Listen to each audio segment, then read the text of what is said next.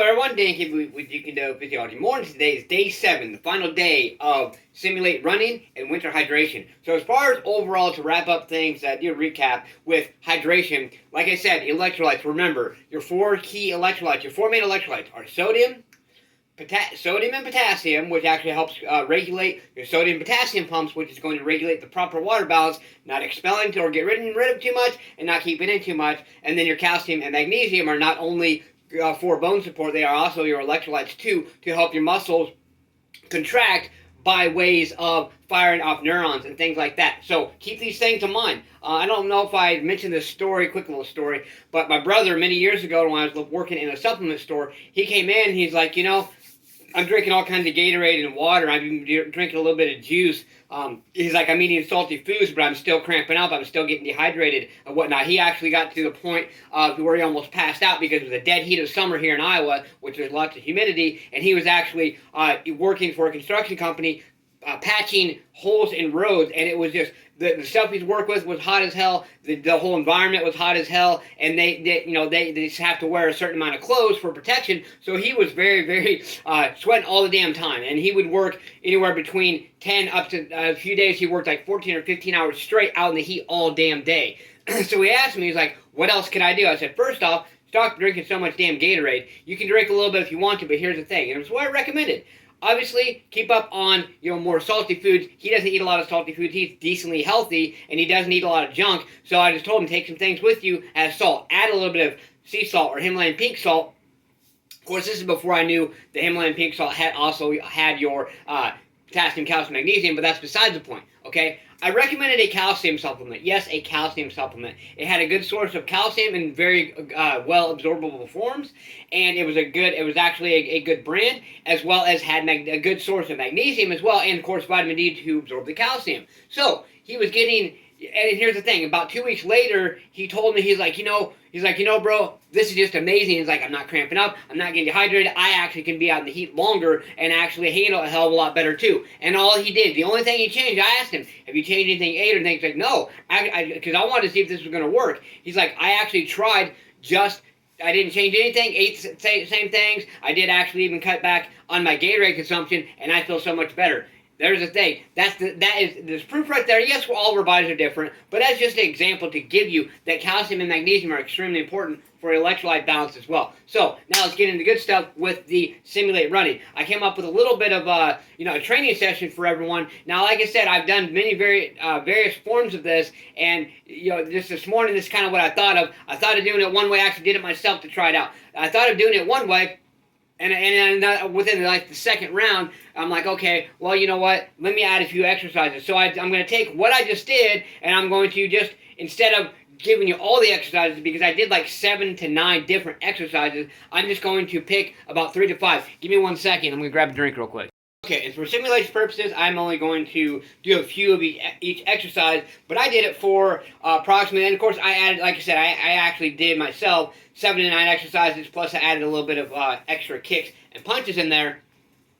So what I did was a little bit longer, but you can actually break this down even to like 10 to 15 minute sections, so that you can set aside 10 to 15 minutes, and it's a lot more manageable in that aspect, okay? So start off by doing, now I'm going to give you 2 options. You can either do I'll give you 3 options actually. And you can vary it, you can start off, and if you want more of a challenge, you can increase, the angle and whatnot. So, okay, option number 1, standard squat. With standard squat for me, I still go low, a little bit more than shoulder width apart, okay? So, standard squat.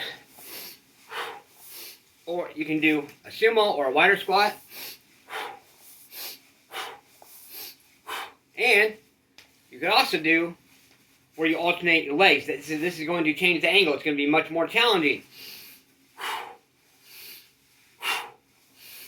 And you want to obviously do both legs, but to keep kind of the same, the same angle with each side, what I do is I look where each foot is placed. I put this foot first here, and then I kind of estimate right about where that's at. And you can increase the width of it however you want to do it. Okay, so like I said, that's the first exercise, but there's 3 options there for you.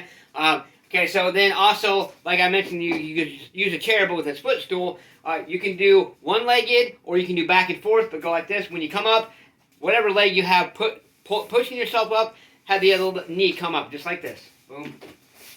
And opposite arm goes up, so you got, I'm going to put my left foot, I know the camera's backwards, but this is my left foot, and my right foot, knee is going to come way up, and my right arm at the same time. Ready? There we go. There's one.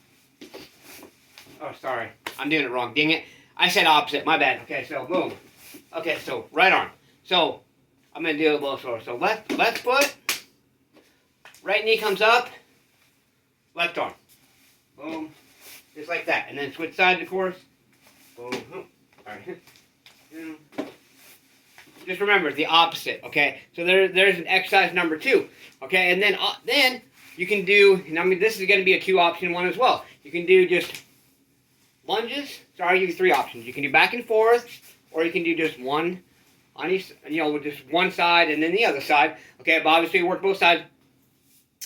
Then the other option is reverse lunges. Now, one thing that I've learned as well with any type of lunges, if you want to focus more on your hamstrings, all you're going to do is bend your body down just a little bit. I'll show you. I'll switch sides here, and then I'll show you after that. Okay, boom. These are just standard reverse or rear lunges, however you want to call them. Okay. Okay. Now the difference, I'm going to lean forward a little bit, and you're going to feel it more in your hamstrings. Okay, when you come down. And I definitely do. I mean, to the extent of the angle is going to depend on how much you're going to feel it, but like I said, bend down more if you want to focus more on your actual hamstrings or the backs of your legs. Okay? Alright, there's third exercise. And then, for other ones, you can do jumping jacks. I chose not to do that. I actually chose to do punches, a 3-hit combo into a side kick, which is 1, 2, 3, like that. And obviously both sides. 1, 2, 3. Okay, 1, 2, 3. You can do it however you want, okay? And then if you want to get a little bit upper body, cardiovascular endurance to simulate running, you can do 1, 2, 3, 1, 2, 3, 1, 2, 3. Just keep doing it. I would say probably 13 to 20 times each side. 1, 2, 3, 1, 2, 3, 1, 2, 3. Okay? Back and forth, back and forth. Okay, one more exercise.